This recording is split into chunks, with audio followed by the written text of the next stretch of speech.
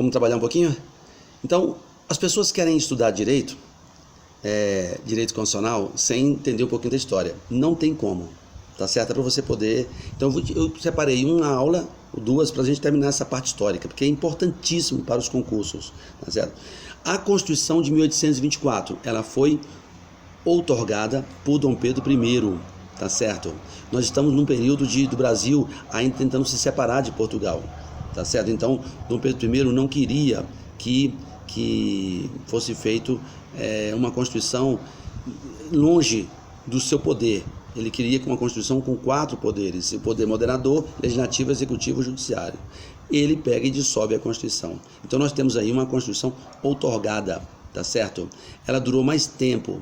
Ela foi influenciada pela Constituição Francesa de 1814, tá certo? Um centralismo administrativo político, tá certo? Então você tem aí Dom Pedro I como uma pessoa extremamente autoritária. Mas ela criou um governo, forma unitária, criou os territórios, tá certo? Uma dinastia imperante, uma religião oficial do Império é católica, ficou como religião oficial. A capital foi o Rio de Janeiro.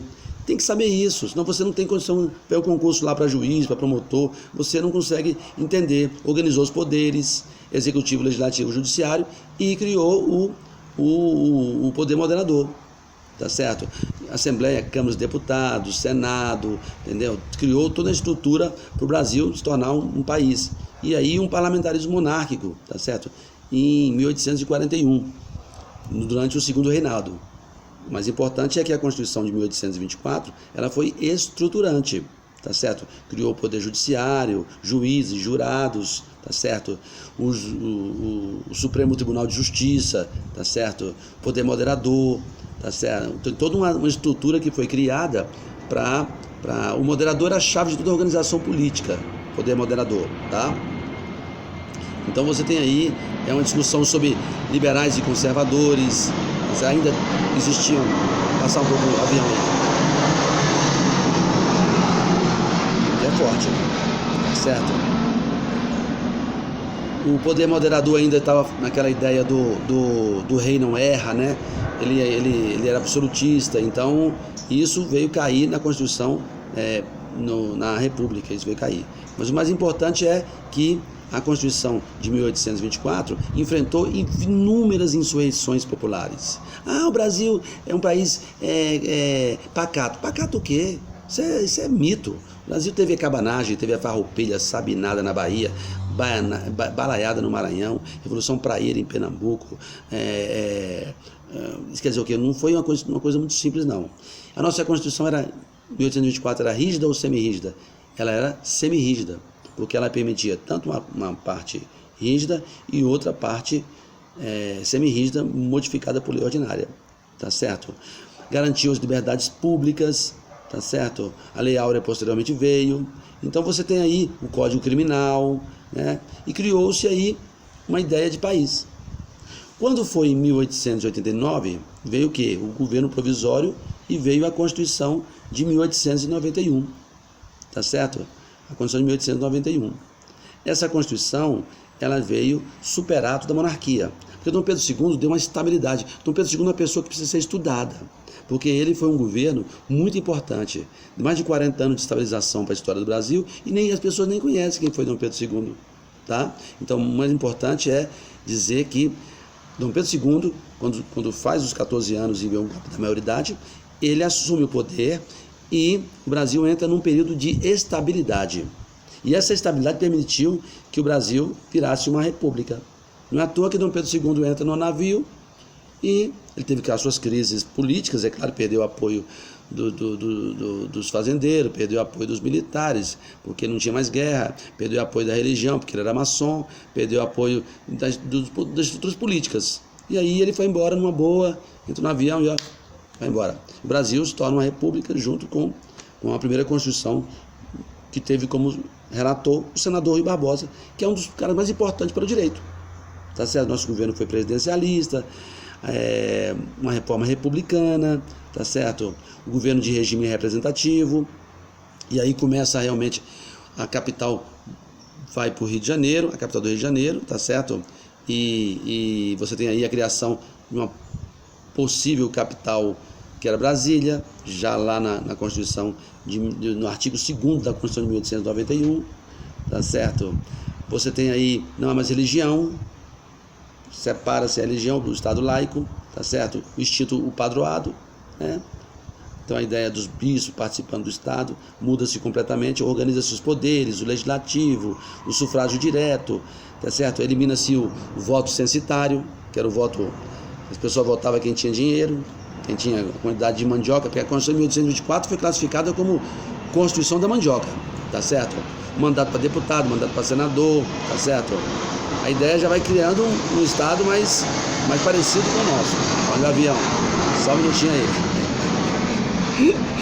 O avião tá passando aí, tá certo? Então o Poder Executivo cria-se na Constituição de 1891, tá certo? O sufrágio direto, eleições diretas. A eleição da República foi indireta. Quem foi o Congresso Nacional, Deodoro da Fonseca e o Floriano. Todos os dois bravos. Dois militares bravos, tá? Não é à toa que posteriormente eles vão sair. Cria-se o Supremo Tribunal Federal com 15 juízes. Cria-se o controle de constitucionalidade difuso, 1891. Tá certo? Justiça Federal foi mantida na Constituição. Você tem uma série a nossa Constituição fica rígida. O que é rígida? Modo dificultoso de modificar, tá certo? Então você tem aí garantias constitucionais. Entra aí, pela primeira vez na nossa Constituição, o habeas corpus. Tudo isso aí